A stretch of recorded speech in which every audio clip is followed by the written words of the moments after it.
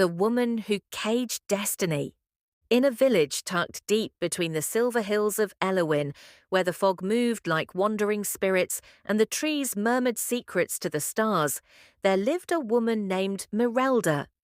She was a midwife, a herbalist, a keeper of the old ways, the kind of woman who walked barefoot in frost and spoke to shadows as if they were kin. Some called her wise, others called her cursed, but all knew she was powerful. Merelda had 3 children. Callan, born with fire in his chest and a hunger for distant horizons. Ira, soft-spoken and radiant, who sang to flowers and made the rain pause to listen.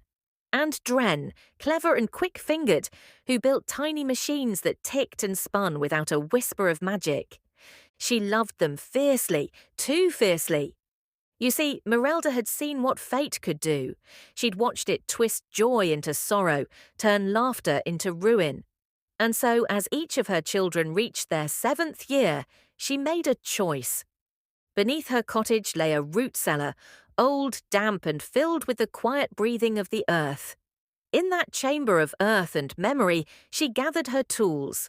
Herbs that only bloomed under moonlight, wax from bees that fed on wild thyme, glass jars blown by wind-borne glassmakers long gone. One by one, she called her children's names into the jars. She sealed them tight with spell and sorrow, and whispered their futures into stillness. Inside those glass walls, their destinies shimmered, not gone, but paused, caged, safe. From that day on, Callan could never leave the village. Every time he tried, his feet turned back on their own. Era would fall in love, but the feelings would vanish with the morning dew. And Dren, though full of wonder, could never finish a single invention. They lived, they laughed, but something in them remained dimmed, like candles never allowed to fully burn. Merelda told herself it was kindness, that keeping them safe was worth the dull ache in their eyes. But fate does not like to be caged. One autumn, a traveller came through Elowin. He wore a patched cloak and eyes full of sky. At the village fire he told tales of dragons who traded riddles for dreams and children who shaped the stars with their bare hands. He said, "Fate is not a beast to be chained, but a river. Stop its flow, and it finds another way." That night, Ira could not sleep. Her dreams stirred. Her feet carried her to the root cellar, where the air smelled of lavender, moss, and something old. She found the jars, 3 of them, glowing faintly, humming with stillness. She called her brothers. Together they stood before the truth and before their mother.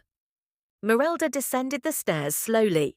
Her face in the candlelight was both weary and radiant. "I wanted to protect you," she whispered, "from heartbreak, from failure, from the pain the world gives without mercy." "But you also kept us from becoming," Callan said, his voice low. Silence fell, heavy as snow. Then Callan raised his jar and with a single breath shattered it on the floor. Light exploded outward like sunrise over water.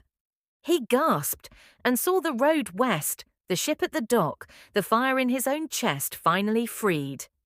Era opened her jar gently. It released a sound like music returning to a forgotten harp. Tears welled in her eyes as she remembered every name, every song, every feeling she'd ever pushed away. Dren, hands trembling, opened his. The air filled with blueprints, sketches, impossible machines, and golden sparks. Their fates, wild and unpredictable, were theirs once more. Merelda stood among the shards. She said nothing. She only watched the light fade into her children's eyes, and for the first time in years, smiled without sorrow. The next day, Callan left Elowin. Ira sang a song that made the flowers bloom out of season. Dren began building something that made even the moon pause to watch. Merelda stayed behind, alone but not empty. She tended her herbs, she sang to the stars, and sometimes when the cellar was quiet, she would sit among the broken jars and speak aloud. To love fully is not to hold, but to let go.